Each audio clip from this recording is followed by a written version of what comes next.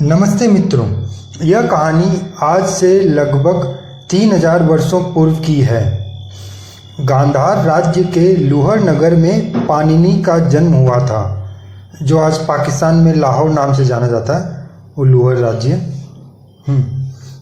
जाना जाता। वह बचपन में एक कमज़ोर बुद्धि के बालक थे।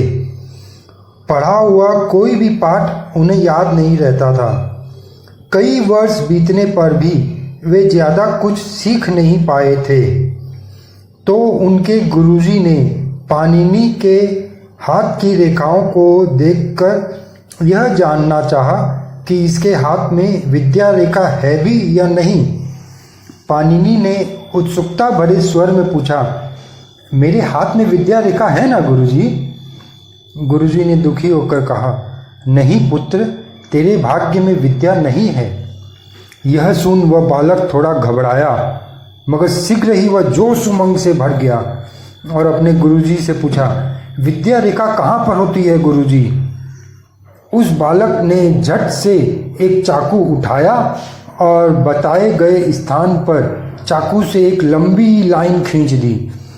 उसकी हथेली अब खून से भर गई थी। उस बालक ने अब अपने गुरुजी से कहा, मैं अवश्य पढ़ूंगा गुरुजी, मैंने अपने हाथ की रेखाओं को बदल डाला है।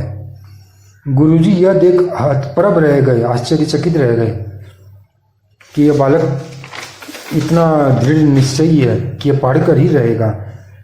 इसके बाद उस बालक ने लगातार अभ्यास एवं कठिन मेहनत से कई वर्षों तक मेहनत की और एक प्रकांड विद्वान बन गया। यह बालक था पाणिनि। यह बालक विश्व के प्रथम तथा एकमात्र विश्वविद्यालय यानी कि यूनिवर्सिटी, जो कि तक्षशिला के नाम से जाना जाता था, में पढ़ा लिखा था और बाद में वहीं का आचार्य भी बन गया। आचार्य मतलब गुरुजी बन गए उसी यूनिवर्सिटी के।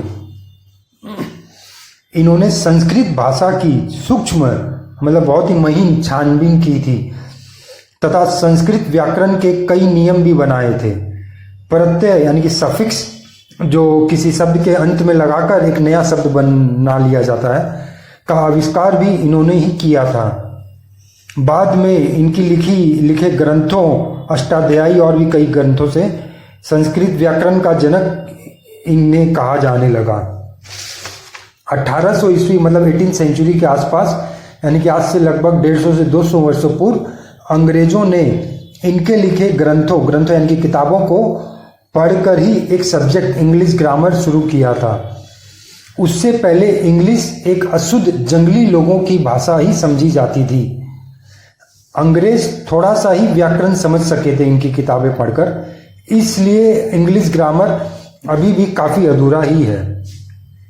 पाणिनि अलग तरह की सोच रखते थे, इसीलिए उन्होंने एक नई भाषा का आविष्कार किया था जो सिर्फ 2 अंकों से ही मिलकर बनी थी। 0 और 1, 0 और 1 को अलग अलग तरीके से लिखकर इन्होंने एक नई भाषा बनाई थी। इसी भाषा से यानी कि इसी लैंग्वेज से 100 वर्ष पूर्व यानी कि अभी से मतलब 19वीं सेंचुरी में अंग्रेजों ने कंप्यूटर बनाया था। कंप्यूटर प्रोग्रामिंग की जो लैंग्वेज है वो 0 और 1 ही है, जिसके जनक पाणिनि ही है। यानी कि पाणिनि ने उस समय वो भाषा नहीं लिखी होती तो कंप्यूटर आज शायद अभी तक बन न पाता। पाणिनि के जीवन से हम यह सीख सकते हैं कि मनुष्य स्वयं ही अपने भाग्य का निर्माता बन सकता है। कहा गया है, कर्म प्रधान विश्व करी राखा, जो जस करहि सो तस फलु चाखा। मतलब हम जैसा कर्म करते हैं भविष्य में हमें वैसा ही फल मिलता है। जैसी करनी वैसे